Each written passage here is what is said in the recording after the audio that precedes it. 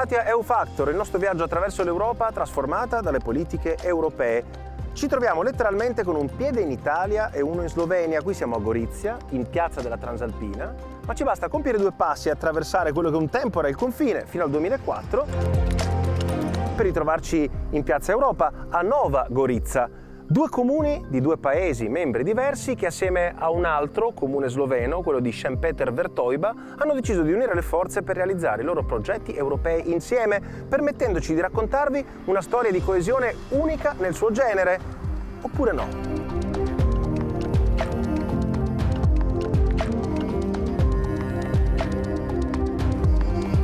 Il GECT è il gruppo europeo per la cooperazione transfrontaliera, è stato fondato nel 2011. I GECT sono previsti dal regolamento europeo e noi siamo uno dei GECT. Oggi come oggi dovrebbero esserci lì circa 80. Siamo uno tra i più piccoli, però proprio per quello probabilmente siamo agili e riusciamo a veramente sfruttare tutte le opportunità che il regolamento europeo ci porta. Gorizia e Nova Gorica, insieme alla piccola Šempeter-Vertojba, sono di fatto un'unica grande comunità di cui sarebbe difficile individuare i confini esatti se non fossero marcati dalla frontiera di un tempo. La continuità territoriale, viaria e lavorativa è assoluta oggi, proprio nei luoghi in cui infuriarono alcuni degli scontri più sanguinosi della Prima Guerra Mondiale, con divisioni culturali e umane profondissime sopravvissute fino alla fine della Seconda. Siamo nel Carso, non lontani da Caporetto e dal commovente memoriale del Monte Sabotino, dove tuttavia oggi i confini sono decaduti e Gorizia e Nova Gorica lavorano come una sola comunità.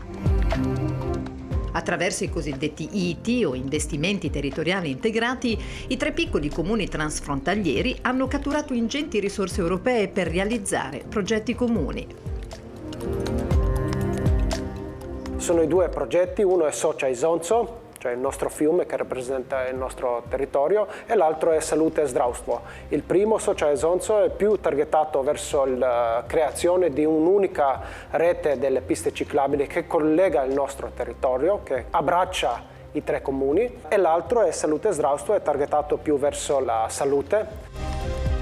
Abbiamo firmato il contratto con il programma Slovenia-Italia nel 2017 e lì siamo partiti con le attività. I 2 progetti insieme ammontano ai 10 milioni, che sono importanti, abbondanti certo per noi, ciascuno dei 2 progetti per 5 milioni. Siamo molto contenti che siamo riusciti a ottenere e a realizzare tutti gli obiettivi che erano previsti dal progetto. Oggi 14 chilometri di piste ciclopedonali collegano Italia e Slovenia attraversando con un salto spettacolare il fiume Isonzo. Il percorso ciclopedonale, incluso il meraviglioso ponte sull'Isonzo sul quale ci troviamo e che è stato inaugurato dai 2 presidenti Mattarella e Pahor, è la parte più spettacolare del progetto italo-sloveno con i fondi di coesione, ma non è certo stata la parte più difficile, soprattutto dal punto di vista amministrativo. Ben più difficile è stato infatti attuare la seconda parte del progetto, di ambito socio-assistenziale e sanitario, che ha dovuto unire non solo i 3 piccoli comuni di questa joint venture italo-slovena, ma anche i relativi ministeri che si sono dovuti coordinare per realizzare servizi destinati a entrambe le comunità dal punto di vista medico, sanitario, sociale e anche linguistico.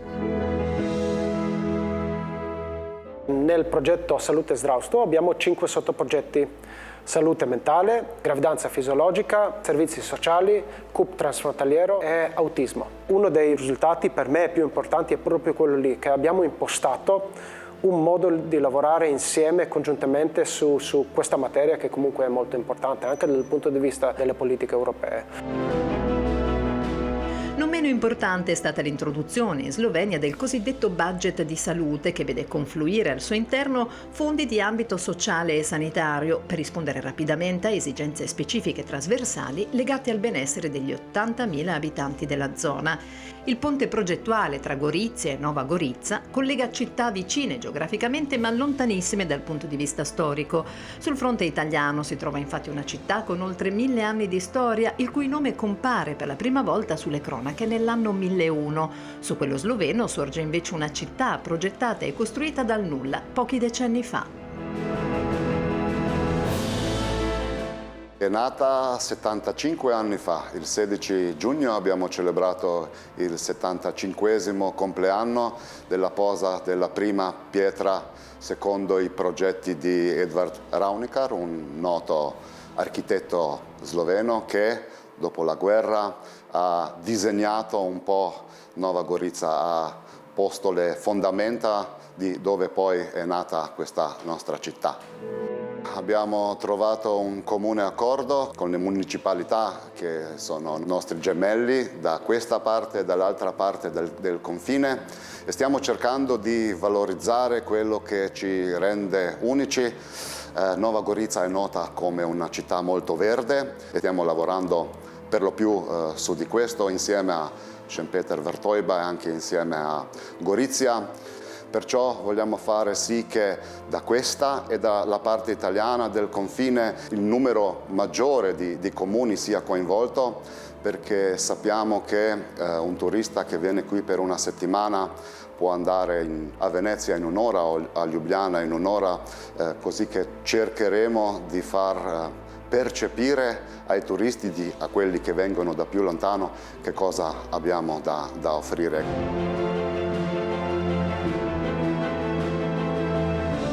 Gorizia entra nella storiografia il 28 aprile del 1001, perciò più di 1000 anni fa c'era anche Nova Gorica, quella che oggi è Nova Gorica. Perciò noi per 1000 anni abbiamo vissuto, oltre 1000 anni nella storiografia, senza confine e in realtà solamente da 80 anni abbiamo il confine. Perciò è un patrimonio comune che va ben oltre la nostra ex provincia, ma anche la Gorica, perciò molto più ampio. Cerchiamo perciò di fare sintesi di quello che già a noi apparteneva, aggiungendo delle caratteristiche in più conoscenze linguistiche, più storia nell'enogastronomia, più turismo, perché questo aumenta l'appeal. Ecco perché io ritengo che Nova Gorica e Gorizia insieme davvero riescono ad avere un appeal davvero di elevata potenza, nel vero senso della parola.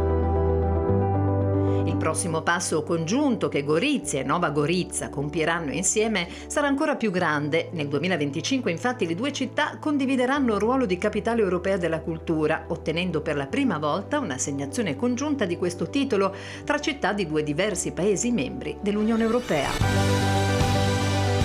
Ci stiamo già preparando con una serie di eventi, di grandi eventi anche, non solo culturali, che coinvolgeranno entrambe le città. Nel 2025 possiamo dire che avremo eventi quasi ogni giorno. Poi non è un traguardo ovviamente, perché dovrebbe essere appena l'inizio. Quello che ci aspetta dopo, secondo me, è proprio dal punto di vista del GECT, è forse anche la parte più importante in realtà. La candidatura a Capitali Europei della Cultura è arrivata nel 2019, per la prima volta è andata a due città transfrontaliere che condivideranno l'onore nel 2025 con la città di Chemnitz, in Germania. Guardando oltre al grande appuntamento del 2025, Gorizia e Nova Gorica vogliono impostare una strategia di lavoro comune che privilegerà i piccoli progetti pubblico-privati negli anni a venire. A fianco a questo grande obiettivo per il GECT c'è anche però la gestione di un fondo per piccoli progetti europei finanziato nell'ambito del programma Interreg Italia-Slovenia. È importante perché ci permetterà da qui al 2025 e oltre di mettere a disposizione del nostro territorio fondi aggiuntivi per finanziare delle attività, iniziative, progetti culturali ma non solo. Il dato interessante è stato che già il primo bando ha fatto vedere che c'è molto interesse del territorio, ci sono arrivate 249 proposte, un bel segnale, ecco, di interesse del territorio. Se tanto è stato già ottenuto a livello culturale, inclusivo e progettuale sul confine italo-sloveno, rimangono tuttavia ancora tanti importanti passi da compiere verso una vera coesione europea. Uno su tutti, la riduzione del gap tra due lingue, l'italiano e lo sloveno, molto diverse tra loro e non semplici da imparare. Numerosi progetti scolastici bilingui sono stati realizzati, ma l'intenzione delle due città è di intensificare ancora gli sforzi per creare una comunità sempre più coesa da una parte all'altra del fiume Isonzo.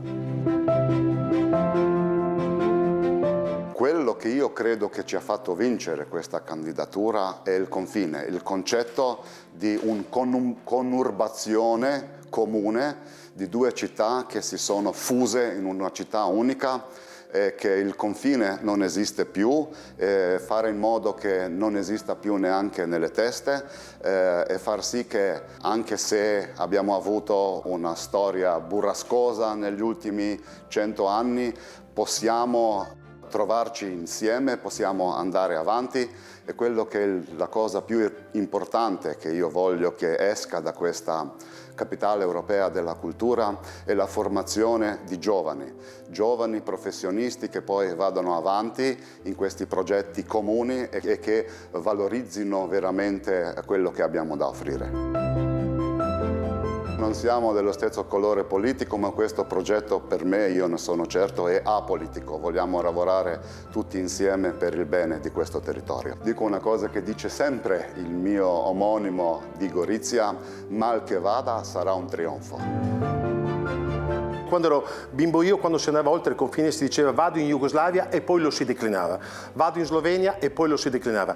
Mia figlia, prima ancora della candidatura alla capitale europea, non mi ha mai detto vado in Slovenia, vado in quel locale, vado in quella piscina, perché loro già ragionano in un territorio conurbato nel vero senso della parola, ed è questa la grande sfida, cioè di abbattere quei confini mentali che certamente ancora già ci sono. Perciò l'importante è che noi non ci si fermi ai libri che sono in biblioteca, ma la nostra grande responsabilità degli amministratori di tutto il territorio è quello di scrivere nuove pagine per i nostri figli e per i nostri nipoti.